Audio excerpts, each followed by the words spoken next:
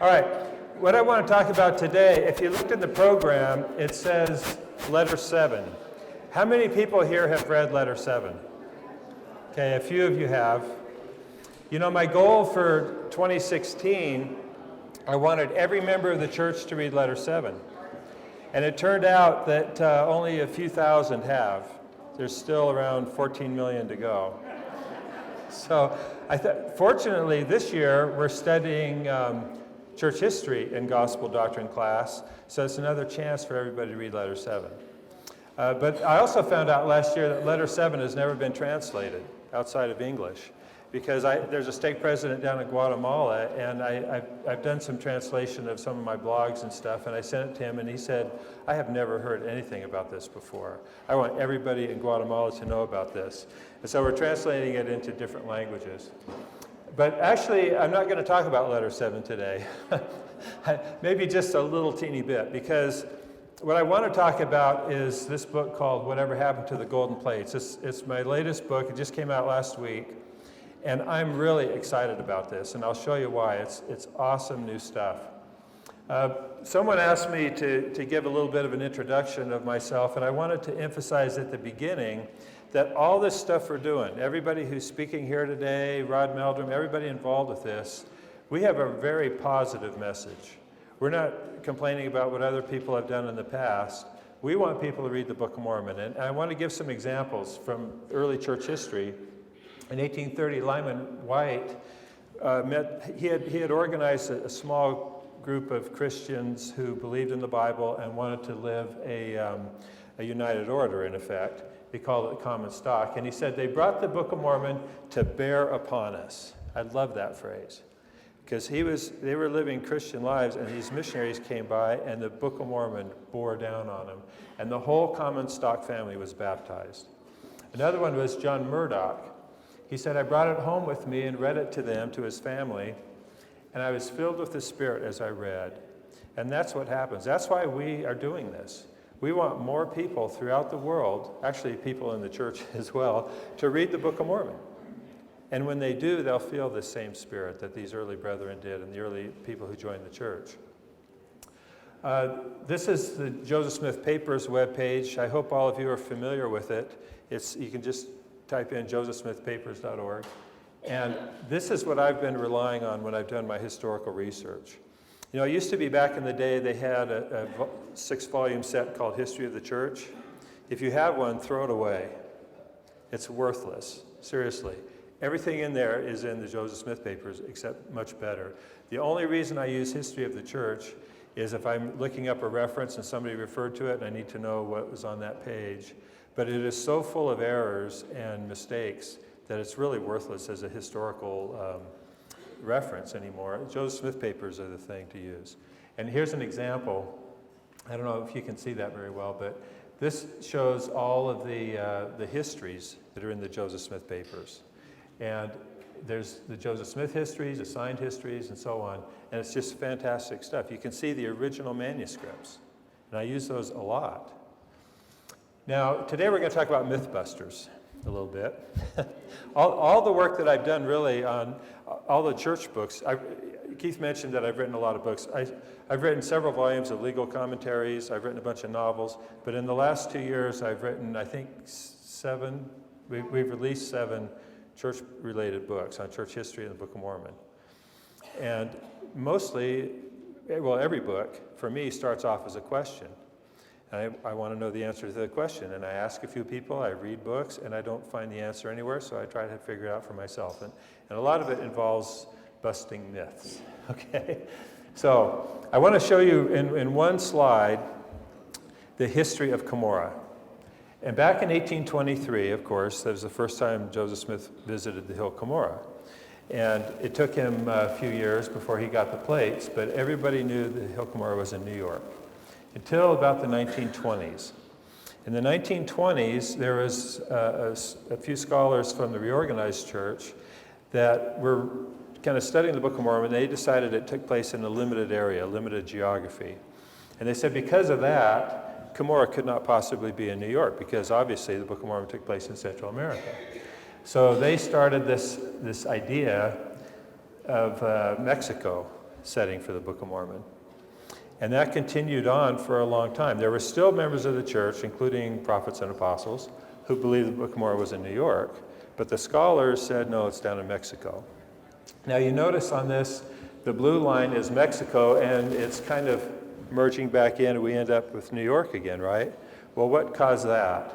And I attribute it mainly to a book published in 2002 by Wayne May, and then Rod Meldrum also, and others, but those are the two that, in my opinion, have been the most influential, have kind of shifted this whole thing back to New York where it should have been all along. So that's my history of Kimura right there on one slide.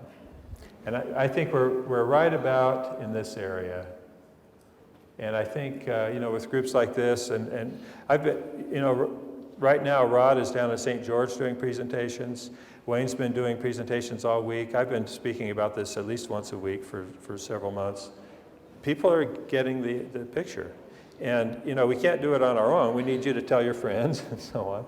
But we really think it's time for this to be corrected, and it's headed this way. Now, why does this all matter? And the reason it matters is because this two Kimuras theory is still being taught today. And you'll be surprised where it's being taught. Right on Temple Square. And I'm going to show you this because people don't believe me when I say this. I've mentioned it in my blogs, but if you go to the basement of the North Visitor Center, this is what you'll see. They have this diorama here of Mormon compiling the records, the abridgment, and look what's all around it. Mayan writing on the wall. It's unbelievable. And over here, there's some other exhibits around the corner here, and way over here is moroni bearing the plates in New York. So this is depicting two Kimuras, right? The one in Mexico, Mormon's Hill, and the one in New York. I could tell you more stories about this if we have time in the Q&A part. But so then on Instagram, Temple Square's Instagram account, if you go to their webpage, this is the picture they're showing. And this is Christ visiting Chichen Itza. As you know, Wayne's talked about this before. So it's a serious issue. Now, I have some friends that work at the Church History Museum and other places who are equally concerned as I am about this. And what they told me is if we want to get this changed, there's different channels that I'm working on, but one of them is if people contact them, send in a comment, say, how come you guys are teaching Mormon was down in Mesoamerica? They have to respond to all those. And one of my friends is on the committee that responds to these things. And she said, if you'll send me comments, then I can elevate this to a higher level, So I've been doing it, but I need your help too. Just make comments about this. How come you're showing Mayan writing with Mormon? What does that have to do with Mormon? Okay, enough of that. Now let's talk about the Mythbusters. And I'm just going to walk real quickly through some of the books that I've done so you can see what Keith was talking about a minute ago. First of all, Joseph Smith never once linked the Book of Mormon to Central or South America. And I know there's plenty of examples that people have cited where they say that, and that's why I wrote this book called The Lost City of Zarahemla. And what I say in here is the anonymous articles in the Times and Seasons that have long been attributed to Joseph Smith were not actually written by him, and I go through all the historical explanation. There's hundreds of footnotes and so on. Then I said, beyond that, Joseph Smith never wrote any unattributed articles. Everything he wrote, he made sure his name was on. And as an example, right in the Teachings of the Presence of the Church, the Joseph Smith Manual, there's several passages in there that were taken from these anonymous articles. And this table lists them. And I thought, I can show Benjamin Winchester wrote a lot of these, and other people wrote some of them. And so we're trying to get this, working with the Church History Department, to get this all fixed and sorted out. And this is the book that I talked about that, where I have the table and I show why he didn't write them and so on. Then the Hill Kimura is not in Central America. You'd think that would be pretty obvious, right? But it's not. And so here is a little bit about letter 7, because right in letter 7, Oliver Cowdery said, if you stand on top of the Hill Kimura and look west, I took this picture with my drone when I was out in New York. If you look west, he says a mile away, there's another ridge of the same height. It's right along here. And he says it was between these hills that these final battles took place. That's how specific he was. And he goes on to say, here's the hill Kimura, here's the ridge, this is the valley. He said, in this valley, the remaining strength and pride of the once powerful people, the Nephites, was lost, and so on. He goes on and on. And that's why, to me, letter 7 is so important. And it was, if you know a little background, it was published first in the Messenger and Advocate, and then Joseph Smith told his scribes to copy that into his journal as part of his own history. And it was in the same book as what we now call Joseph Smith History and the Pearl of Great Price. It was in the same book, talking about Kimura being right in New York. I mean, it's been there from the beginning. So that's that little book there. Then, to help people remember, I came up with this meme because people say, what letter was that, you know? So, letters 007, right there.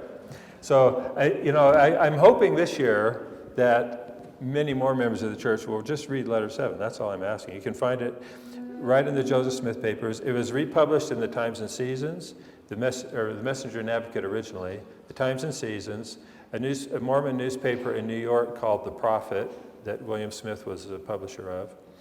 It was in the Millennial Star. It was even in the Improvement Era, but it's never been in the Ensign because of that history of Kimura I showed at the beginning. In fact, I have a friend who teaches primary, and he's trying to teach the primary kids the right thing. But he has another brother who's his team teacher. And so he was telling him about the Hill Kimura in New York. And the guy's a Mesoamerican guy, you know, and he says, what are you talking about? You can't tell the kids this. Where'd you get that? And he says, I got it right out of the Improvement Era. And the guy said, well, okay, I guess I have to accept it now. but people don't know how often this has been published. Okay. Book of Mormon describes North America, not Central America. And that's this Moroni's America book you may have heard. This is probably the most popular one that I have out right now. This one is pretty long.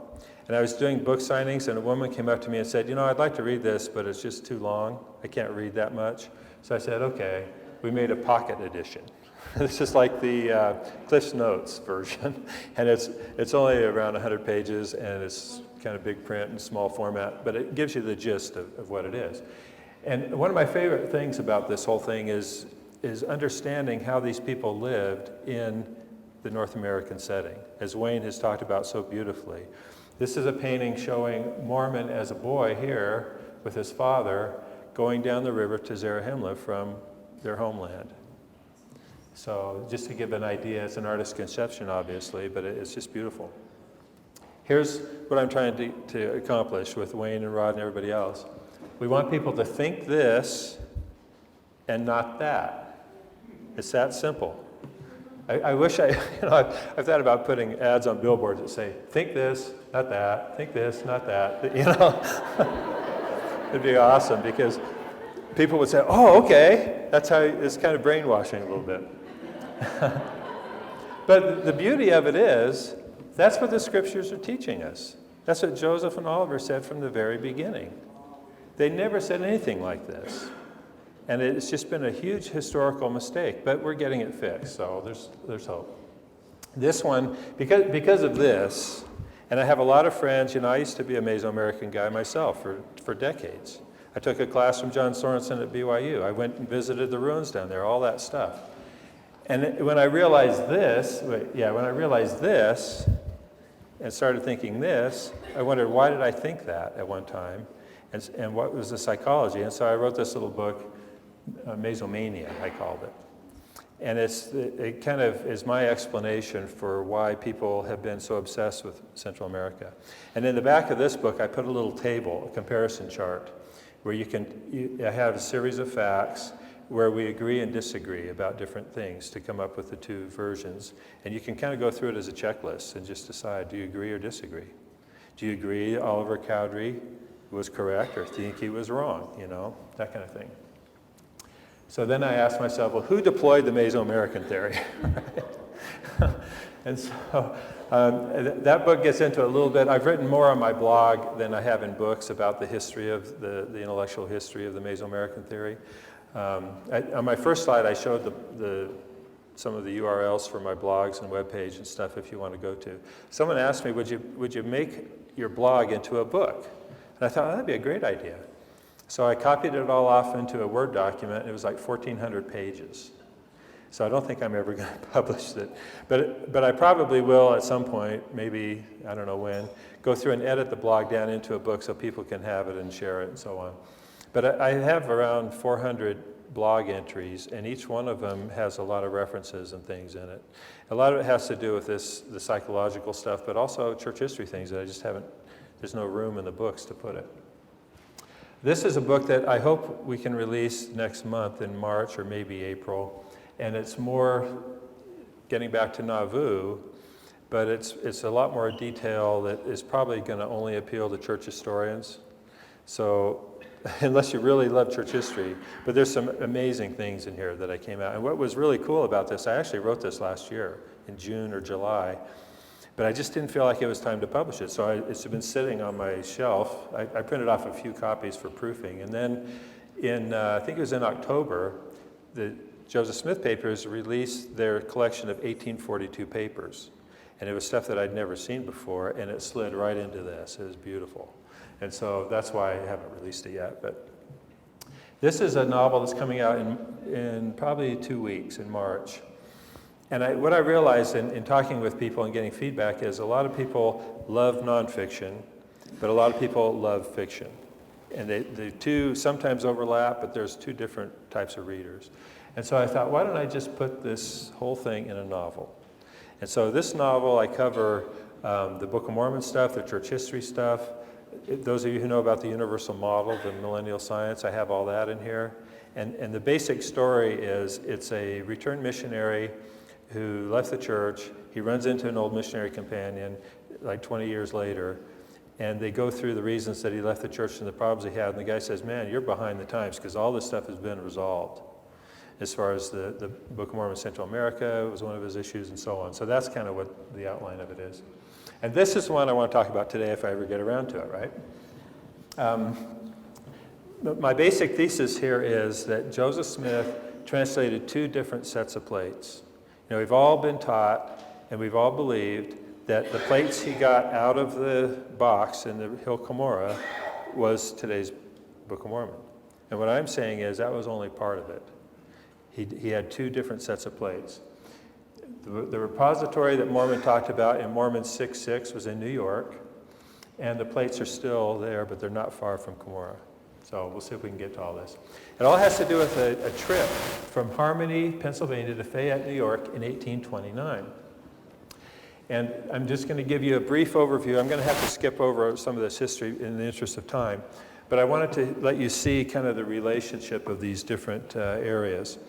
There's Harmony, well, number one is Palmyra, of course. Number two is Harmony, Pennsylvania, and number three is Fayette. Those are the main locations involved with this. These are just Google Maps to show how far it is. My wife and I were out there about a year and a half ago, and you can drive up here. It takes about 2 hours and 45 minutes to get from the priesthood restoration site here, which used to be Harmony, it's no longer Harmony, to get up to the Joseph Smith farm. Back in 1829, this is I think an 1828 map, it took about a week to travel that far. And they made this trip many times. To get to the Peter Whitmer farm, about 2 hours, you can see that, and one more map of just the terrain to give you an idea of what it was. But this is a trip that Joseph and Emma and Oliver Cowdery, they made many, many times. So this is the family. This part I'm going to skip over, but I just want to, for those of you who may not have visited out there recently, this is the log cabin where the Smith family lived, and this is where Moroni first appeared to Joseph Smith. And that's the Sacred Grove. Here's the log cabin, just to give you some perspective there. And then looking up north towards Palmyra, you see the log cabin, the farmhouse that they eventually moved in, and the temple. You can see there's a break in the trees here because from the temple you can look out on the Sacred Grove. And then the chapel. So there's the farmhouse. This is the interior. There would have been, now I don't think the floor was that nice and smooth when they lived there. But this is obviously recreation, but this is the environment that Moroni appeared to Joseph in the first time. So here it is. And this is something that's often forgotten. What did Moroni tell Joseph Smith? In letter 4 of the 8 letters that Oliver Cowdery wrote, He said Moroni told him that the history was written and deposited not far from his house. It was not written in Central America and hauled 3,800 miles up. It was written and deposited not far from there. So here's a map showing how far. It's about 3 miles, 2.5 to 3 miles. This kind of shows what it looks like today with the farmhouse looking south towards Kimura. I'm going to skip over some of this history. This is the farmhouse they moved into. They ended up, Josiah Stoll hired Joseph and his father to work for him down in Pennsylvania, and that's when they boarded at the Hale home, right? So here's the Isaac Hale house. You can see if you were Joseph Smith, you'd be impressed with that. And you'd also be impressed with the furnishings that they had on the inside. This is all how it looks today. After a month, Josiah abandoned the project. Joseph Sr. went home, but Joseph stayed down here. Why did he stay? He met Emma. And she was wonderful. She was fantastic. And so he stayed around, kind of hung around as much as he could and kept working for Josiah Stoll. However, Josiah Stoll actually lived up here near Bainbridge in Colesville, New York. It's about 20 miles away up the river. So this is the house. It's been purchased by a private group, but you can visit it if you make arrangements when you go out there. And this is where he lived and worked for some time. And he also worked for Joseph Knight. If you know church history, Joseph Knight played an important role. If it wasn't for him, the Book of Mormon, it would eventually have been translated, but Joseph Knight provided the paper for them to write on. That's how poor they were. They couldn't even buy paper. He provided food for them and so forth. So this is a shot that shows the relationship between the Josiah Stoll house and the Joseph Knight house and the Susquehanna River. The first branch of the church was in Colesville, right across, and they met in a barn across the street from the Joseph Knight house. This one too has been purchased by a private group, and you can go visit it. It's awesome. Anyway, so Joseph and Emma tried to see each other, of course, as you can imagine. One time in the winter, Joseph Knight loaned Joseph his horse and sled so he could go down and visit Emma. And another time, Emma actually paddled a canoe up 20 miles upriver to visit Joseph. So that shows how tough she was, right? But I mean, I love these kind of stories because it makes them personal, doesn't it? It makes them real people. Joseph Knight ended up moving to Nauvoo, so they got married in South Bainbridge, and Emma had gone up there to visit her sister, and while they were up there, she said, well, why don't they decided, let's just get married, because they knew that Emma's father was opposed to it, and so they got married. Now this is in the Josiah Stoll house today, but it's the mantle that was in the house where Joseph and Emma got married. And they were demolishing that house, so the people that own this house went and rescued it and put it in here. So we think this is the actual mantle where Joseph and Emma were married. And to commemorate that, this plaque discusses it, and they have their pictures above it, of course. So that's just kind of a cool part of church history. Has nothing to do with the topic today, but I just think it's interesting. Okay. So eventually in September 1827, Joseph and Emma went up to back home here. He went and got the plates. We don't have time to go through all this story, but I just want to mention some of these descriptions of the plates. They had the appearance of gold. William said they're a mixture of gold and copper, and we think they had copper in it because Josiah Stoll was actually one of the first people to see the plates, probably the second person after Joseph Smith. And what happened is when Joseph first got the plates, as you know, he didn't bring them home. He hid them in a log, and he brought the breastplate home instead. He couldn't do both. And so later he went and got the plates and brought them home. That's when he was attacked 3 times on the way home and all that. Well, when he got home, he handed them up through the window to Josiah Stoll so that Josiah Stoll could put them in the house, and then Joseph came around to make sure nobody was in the perimeter. Well, after the Saints moved to Ohio, Josiah Stoll was involved in a trial of some sort, and as part of the cross-examination, they said, well, did you ever see those plates that Joe Smith had? And he said, well, I'm under oath, okay. Yeah, actually I did. And they're like, what? And he said, yeah, I never told Joseph because I knew I wasn't supposed to see him, but when he handed them to me through the window, part of the covering came off, and I saw the edge of the plates, and they were plates, and they were goldish, but they had a greenish color on them as well. And so that's how we know, or at least we assume, that they had some copper in them as well.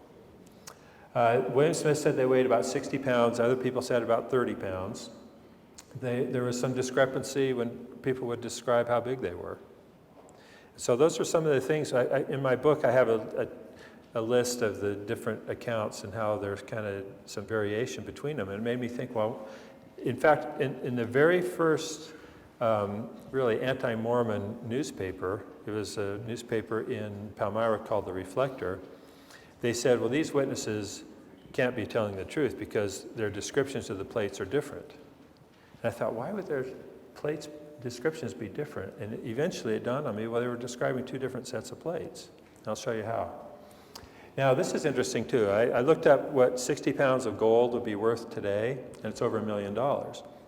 So you can see that gives you some perspective for why everybody's trying to find the plates and steal them from Joseph Smith, and why it took him 4 years to be able to overcome the temptation of selling the plates or melting them down or whatever, if you read the accounts of that.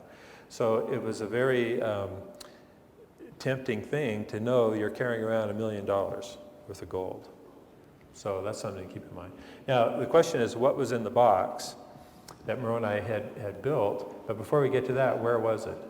And I like to show this because this is the setup for the pageant, and they have this little replica of the box and the stone, and the actor comes in when, Joseph Smith actor comes and gets it. But the people who have been there for a long time tell me the actual box was over here. And now it's in the forest, kind of. And back in the day, they used to have a marker there to show it, but they got rid of it because everybody was kind of tromping through and seeing it, and they said, it doesn't really matter where the box was as long as we know it was here, so they show it there now. That's just kind of interesting history. Now here's what I say was in the box. And if you go to the title page, which if we have time today, I'll look at that. There was the abridged record of the people of Nephi, the title page says, abridged record of Ether, the Moroni's original writings, and then the sealed portion from Ether. That's the only thing the title page talks about, right?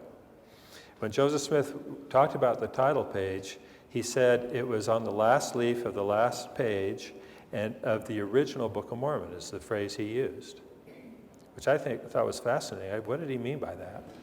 And so what I'm saying now is that the title page explained or kind of described the contents of the original Book of Mormon, and that's what Moroni put in his box. Now, where did those records come from? Well, in the repository, Mormon's repository, he wrote about in Mormon 6:6, he said he put all the records in the hill Kimura except the ones I gave to Moroni. And so that's where the large plates of Nephi, the Book of Lehi, all that was abridged. The plates of Ether, Moroni abridged. Moroni added this.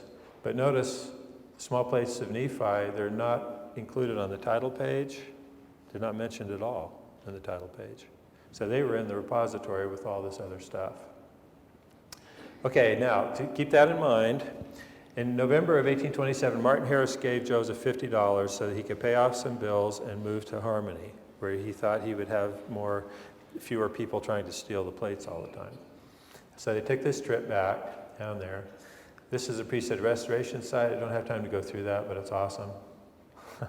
Well, let me show you this, okay. This is what the house looked like in 1880. This was an addition added after Joseph and Emma had left. So this was the little cabin that they lived in. And they moved there because Emma's father said, if you're living under my roof, you have to show me the plates. And Joseph said, I can't show you the plates. So he said, then you can't live here. So they moved down the road. And this is what it looks like today if you go out there. They restored it exactly on the foundation, so they knew exactly how big it was, and that's what it looked like. So inside, they have this replica of what it was looking like, and they have, the period furnishings and so on. And they set up, that's the red box that Joseph kept, a replica of the red box that Joseph kept the plates in. So Martin Harris walked all the way down in the snow in, winter of upstate New York, to see how it was going. This is when Joseph transcribed the characters, and he took them around. We don't have time to go through this. They translated, da-da-da-da-da. Okay, so I want to show you this. This is the replica of how the plates are on the table and covered up. This is a replica of the original manuscript, I had to look at the plates. And I have to tell you honestly, when I read church history and all these people say, oh, we never looked at the plates, I'm like, I don't think so. I think a lot of people looked at the plates. But just like Josiah Stoll admitted, he saw the plates, but he never told Joseph Smith because he knew he wasn't supposed to see them. He didn't want to get in trouble or get Joseph in trouble or whatever. And, I don't know, I'm naturally curious, but there's no way those plates would be sitting there and me not look at them. I mean, come on. So I had to try it there. And this is what they look like up close, their replica anyway. If we have time, I'll talk about this, why they make it look like this and why I think that's wrong too. Okay. So Martin Harris took the 116 pages, right? Took them up to Palmyra to please his wife who lost them. People ask me all the time, why 116 pages? And this is a great explanation. There's a guy named Royal Skousen, if you know his work. He's been working on the original manuscript and the printer's manuscript and making comparisons, just awesome stuff. And he pointed out that the manuscripts that we have were all assembled in gatherings, they called it.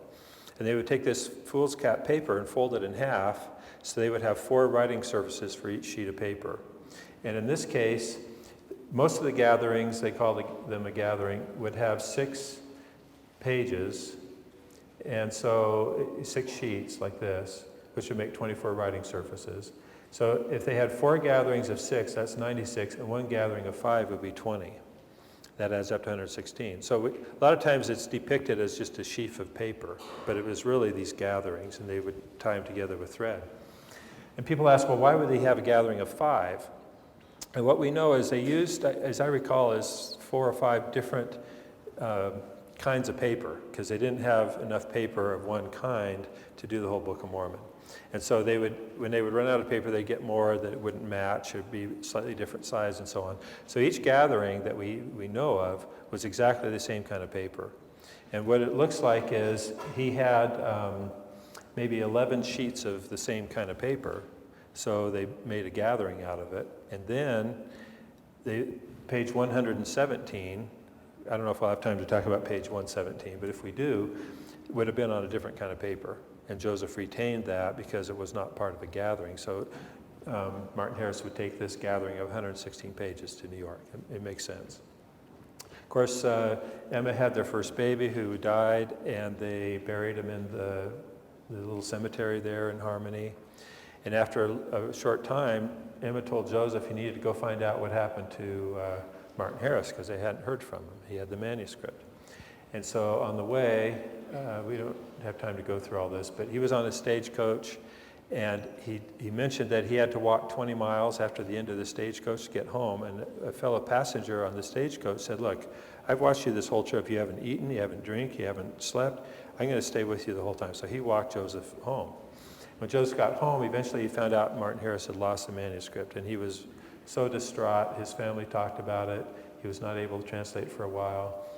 His mother said that he would pace back and forth and grieving, and they finally were able to persuade him to eat something. But that's how upset he was about having lost the manuscript.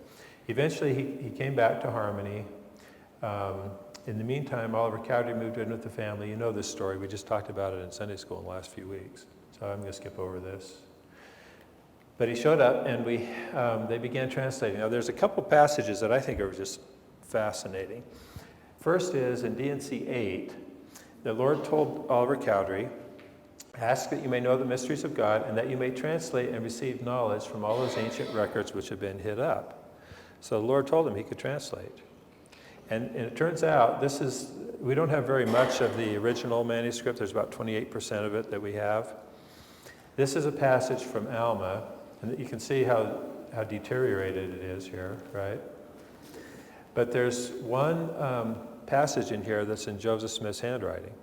It's the only passage. It's right here in Alma 45:22. And this part in gold was in Joseph Smith's handwriting. So there's 2 theories about why this is in Joseph's handwriting. One is maybe Oliver did translate this. Maybe he dictated that to Joseph Smith. The other theory is that Oliver just got tired and Joseph took over for him for a little bit. We don't know. But it does appear that, the Lord told Oliver he could translate, But then in D&C 9, he says, you didn't translate according to that which you desired of me. So that might mean that he translated some, maybe that little passage, or maybe that he couldn't do it at all. But here's what he said, which is awesome. He says, even so I would that you should continue until you have finished this record, which I have entrusted unto him. And then behold, other records have I that I will give unto you power you can assist to translate. So normally we just pass over that, right? We don't spend a lot of time thinking about this. But I looked at this and I thought, well, wait a minute. What record are they talking about? Talking about the record that he had from the box in the Hill Kimura, right? What other records are there that Oliver was going to help to translate? Now, if you go through the commentaries on the Doctrine and Covenants, it'll say, well, maybe this meant the book of Abraham. The book of Abraham or the book of Moses. But when you think about neither one of those fit this description, which I don't have time to get into why, but they just don't. So, baptism here. So the answer, in my opinion, is when they finished translating Mosiah through Moroni, they translate the title page, which he said was on the last leaf. And then Joseph and Oliver are thinking, well, should we go back to the beginning and retranslate the book of Lehi that was lost in the 116 pages? And the Lord told them in section 10, no, don't go back and retranslate it. Instead, you're going to have to translate the plates of Nephi. And what it dawned on me was they didn't have the plates of Nephi at the time. Here's in section 10, all the references to the plates of Nephi. And why would the Lord be telling them all this if he already had the plates, right? The plates of Nephi. It didn't make sense. So they didn't have the plates of Nephi. How did they get the plates of Nephi? And this is what I think is so awesome. Before I get to that, I want to just go through this order of translation really quick to show you how it makes sense. In Harmony, Pennsylvania, the first thing he did was translate some characters, and those are the ones that Martin Harris took to New York. Then they translated the book of Lehi, which was on the 116 pages. And then we've gone through that history. In 1829, when Oliver Cowdery showed up, they translated from Mosiah through Moroni. Now, it's possible that Emma was the scribe for part of that, but if you remember, Joseph Smith was praying for help. Emma wasn't able to do the transcription for whatever reason, and it was only 2 days after he said the prayer that Oliver showed up. And Oliver did most, if not all, Mosiah through Moroni. And they were done in Harmony. Then it was up in Fayette, New York, that they translated 1 Nephi through Words of Mormon. So the Book of Mormon that we have today is not in the order chronologically of the way it was translated, okay? Maybe you all know that, but a lot of people don't realize that. This is another way to look at it. It's kind of a complicated chart. Maybe you can't see it that well, but the very first thing they translated that we have today, was the book of Lehi. The next part they translated was Mosiah through the title page, and that was all done in Harmony. The last thing they translated was 1 Nephi through Words of Mormon, and that was up in Fayette, okay? So hopefully that's all pretty clear. Again, I just repeat it here. So getting back to this is a slide I showed you earlier. What the title page describes is what they translated in Harmony. It's the same thing. Here's what the title page says, and what happened is, well, let's see, is it on? Yeah, here it is. The very first thing that was printed that Joseph Smith had anything to do with was the title page. And the reason he did that was he had translated the title page, and then they had to file for a copyright. And in the copyright application, you have to put the title of the book. And Joseph said, well, the title of the book is this huge, long passage, right? But he felt like that was the title, so he had to do it. So he had it. We don't even know where this was printed. It probably was not printed in Palmyra. They've checked typefaces and fonts and stuff, and there's no place in Palmyra that had this. I think it was probably printed in Binghamton, but that's a whole nother story. So they printed this, and they submitted it to the Copyright Office in the U.S. District Court, Northern District of New York, on the 11th of June. That means that in order for this to have been done, he had to translate it, print it, send it, or deliver it to the Copyright Office by the 11th of June, which means he had to have done it before he left Harmony. Now, what he said here is, at the bottom it said author and proprietor was Joseph Smith. And so people were saying, well, you're saying that you wrote the Book of Mormon yourself. And the reason he did it that way is that's what the copyright law required. There was no provision in the U.S. Code for a translation of an ancient work. So he had to say he was the author and proprietor. But he wanted to explain how that happened. And he said, I want to mention the title page of the Book of Mormon is a literal translation, which is another fascinating thing we could talk about, taken from the very last leaf on the left-hand side of the collection or book of plates. He says he wanted to correct this error. He says, the title page in the English version of the Book of Mormon, which is a genuine and literal translation of the title page of the original Book of Mormon. That's where that phrase comes from.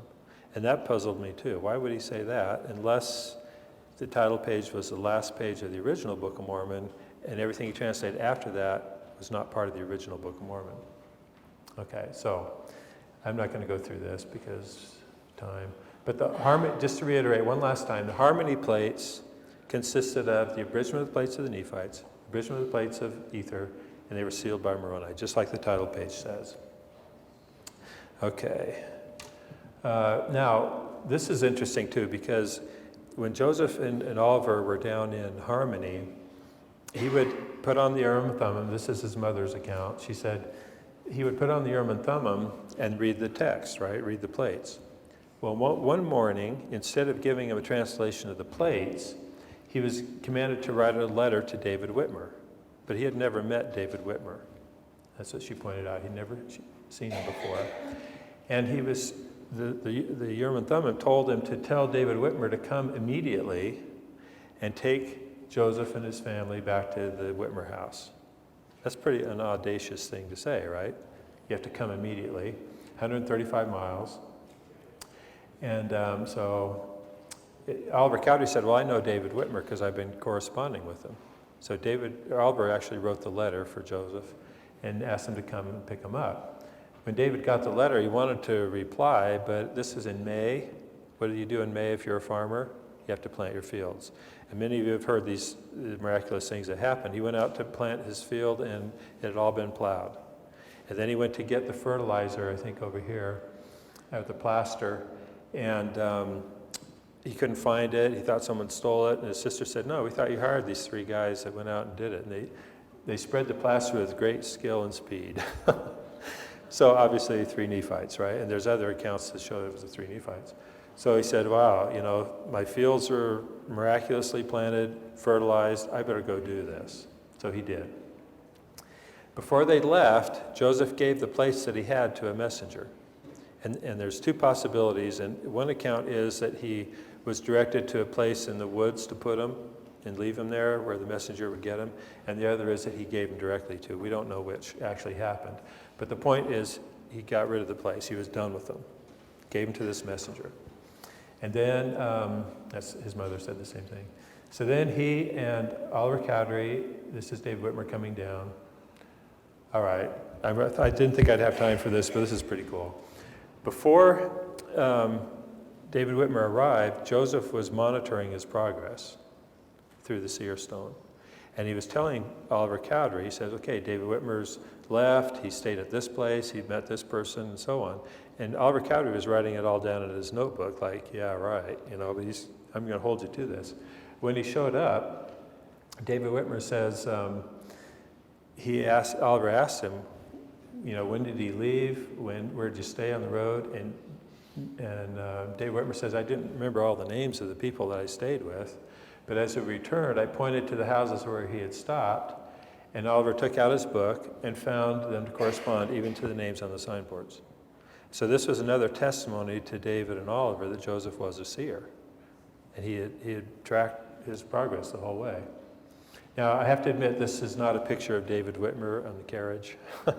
I wish it was, but it's the closest thing I could come to from the description, because they said David and Oliver rode up front, and Joseph Smith was in the back. And they were going on this trip back up there. We don't know for sure what route they took. There's 2 possible routes, or maybe more. I kind of think they might have gone on the one in blue. But this is what was interesting about this trip. He said, we were approached by a nice old man who said, good morning, it's very warm. He was wiping his head. And David Whitmer said, would you like a ride? We're going to Fayette. And the guy said, no, I'm going to Kimura. And David said, well, this is something new to me. I did not know what Kimura meant. Remember, he had grown up in this area. He knew all the towns. Never heard of Kimura before. So he looked to Joseph to say, well, what's this guy talking about? And then the guy was gone.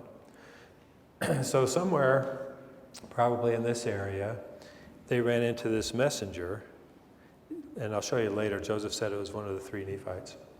But said he was going to Kimura that way. And so, he related this account several times. In this case, he said, just put the part in gold. I remember that he had on his back a sort of knapsack on his back, and something was in it, was shaped like a book. It was a messenger who had the plates. You see what's happening here? It's awesome. And here's another one here where they talk about it. I won't go through all these, but this one's interesting. Twice he said that when Joseph related this, he turned pale or white, like he had some realization of something. Well, here's another account. We don't have time to go through all these, but they ended up going to the Peter Whitmer farm. And again, this is a recreation of it. You've probably seen these before. So here's what I think happened. The green line is the messenger. Remember, they were finished with the plates in harmony. Had everything they'd already translated. In fact, they finished all the way through. They were going to start at the beginning, right? And the Lord said, no, don't start at the beginning. You're going to have to use plates of Nephi, plates of Nephi. So Joseph gives the plates to the messenger. They meet the guy here. He takes him to Kimura, and then the next green line shows the messenger coming to Fayette with the plates of Nephi from the hill Kimura. See how that works? It's awesome. So there in Fayette, they translated First Nephi through Words of Mormon. And we know this. I didn't get into the detail. If anyone has questions, I'm happy to talk about this. But we know that happened because John Whitmer was one of the scribes. And on the original manuscript, we don't have the first page, but we have the second page, and John Whitmer's handwriting is in there. And so he was never in harmony. So we know that they started First Nephi in Fayette because of that. And there's other reasons too, but just from the handwriting we know. So they translated there. So the question is, where do they get the plates of Nephi? And I've already told you, but we'll review it here. From the repository in Kimura, Mormon's repository in Kimura. Okay. The three witnesses had their experience, and this is really interesting because what did the three witnesses say at the time? They said, we saw an angel of God come from heaven, we saw the plates, we saw the engravings, and we saw the angel turn the plates. That's all they said. That's in the official account. It's at the time, that's what they told everybody.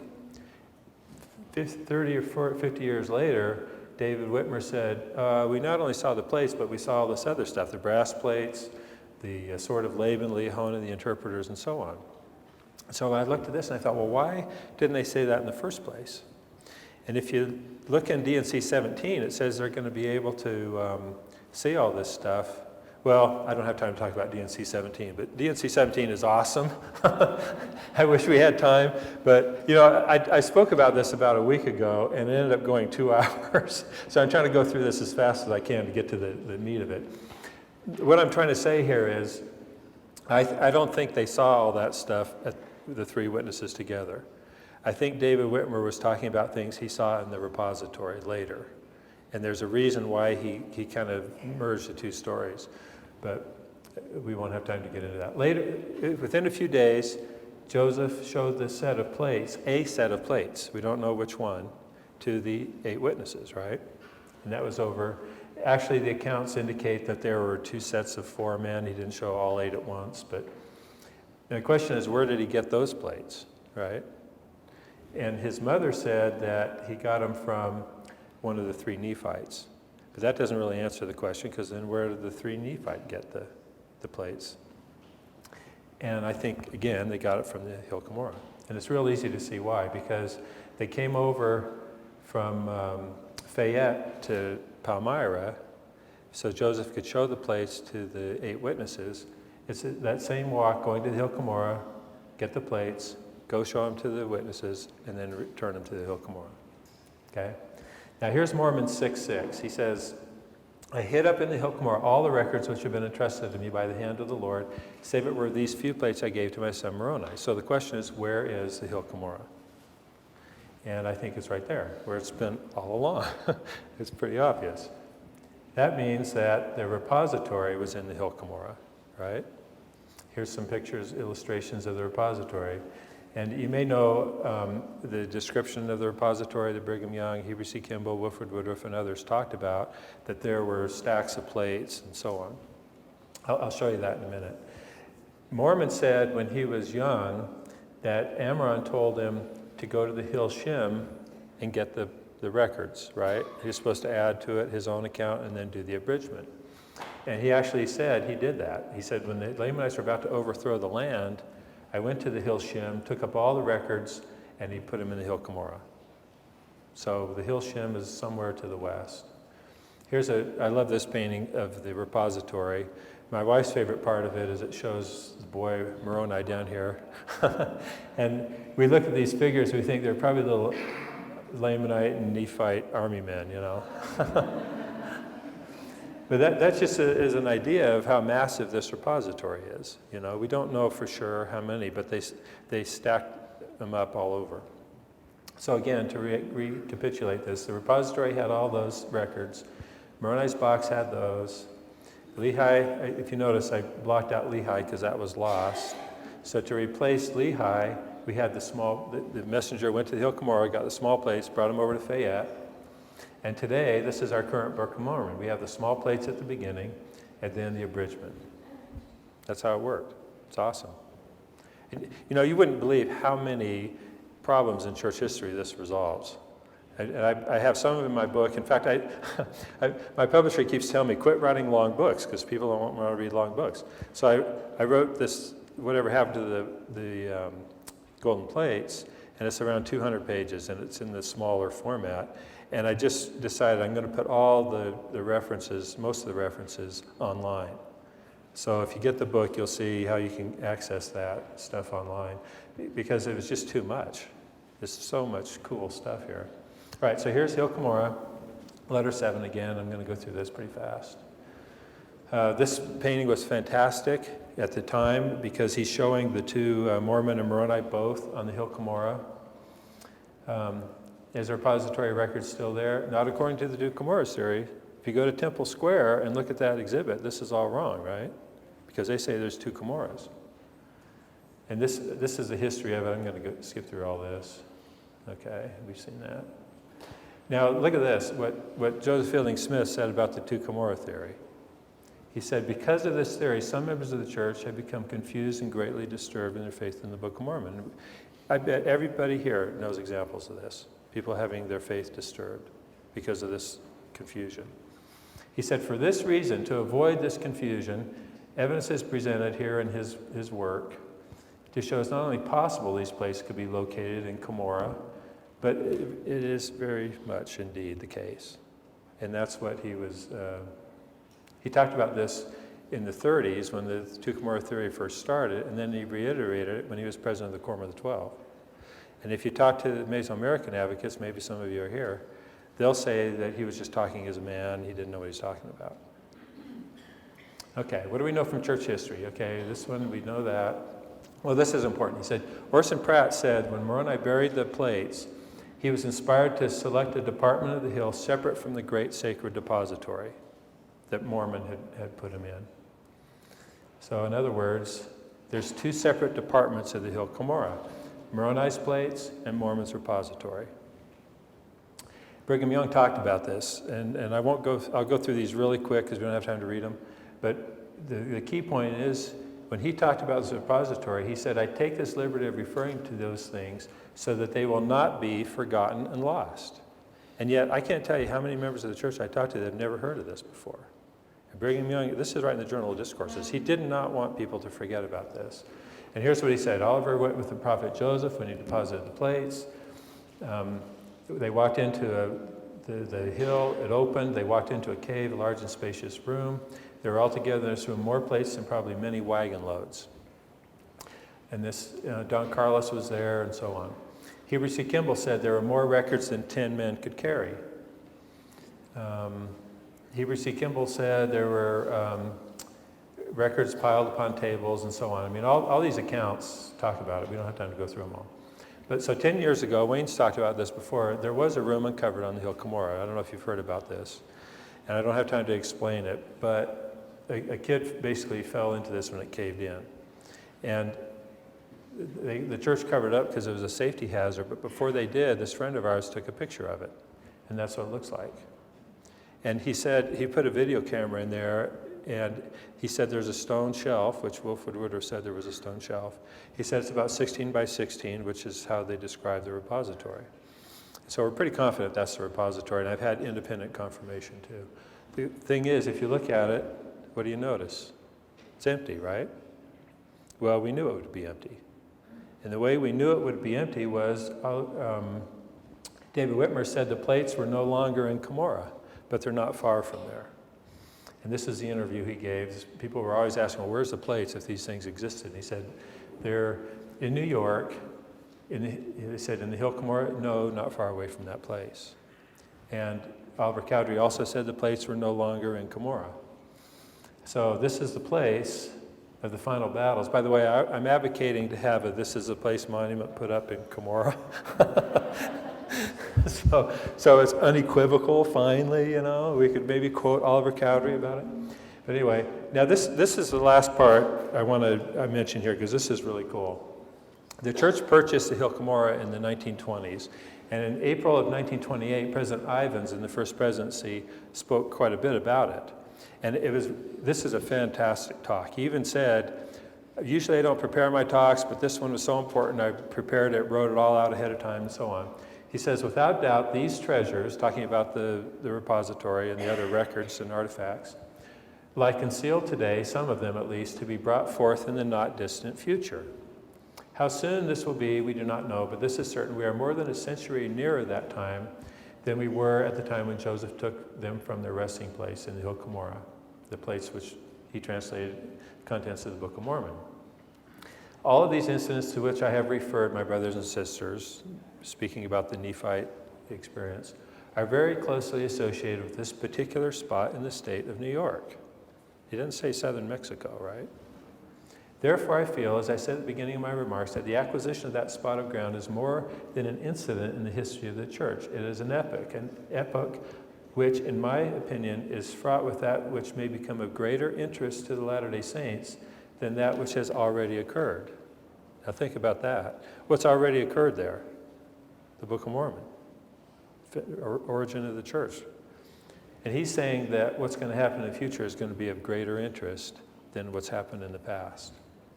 We know that all of these records, all the sacred records of the Nephite people, were deposited by Mormon in that hill. I mean, you know, that incident alone is sufficient to make it sacred and hallowed spot that it is.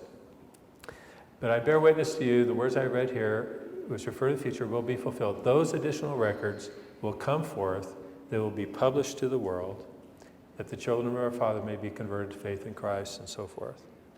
Now that to me is awesome. I mean, it's just as unequivocal as letter 7 was, that these records are or were in the hill Kimura. And we know from David Whitmer that they were gone. Why are they gone?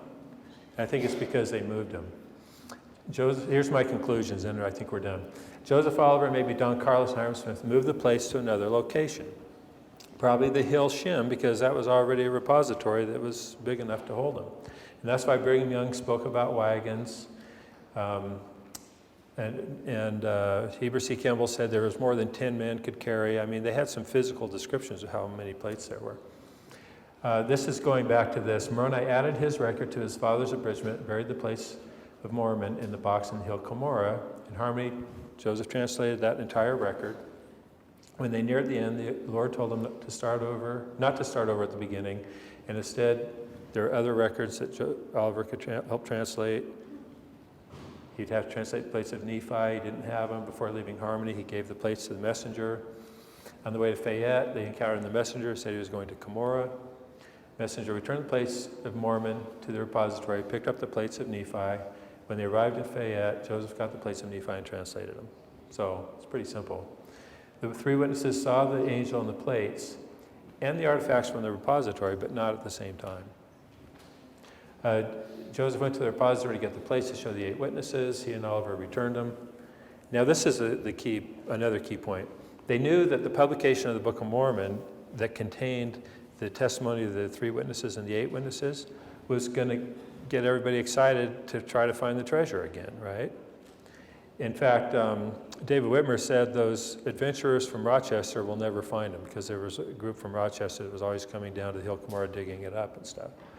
And so I think they probably moved them back to the Hill Shem. And then David Whitmer let it slip when he said the plates were still in New York but not in Kimura. He knew he wasn't supposed to talk about that. And that's why, in my opinion, he started saying all the things that were in there. They saw, we saw that at the first time when we were 3 witnesses. But Martin Harris and Oliver Cowdery never talked about that. So anyway, this is the place. Book of Mormon, or the New York setting for the Hill Kimura makes Book of Mormon geography simple, corroborated by all the sciences. There it is, simple, all the stuff. There it is, da, da, da, da. Here's the conclusion. So.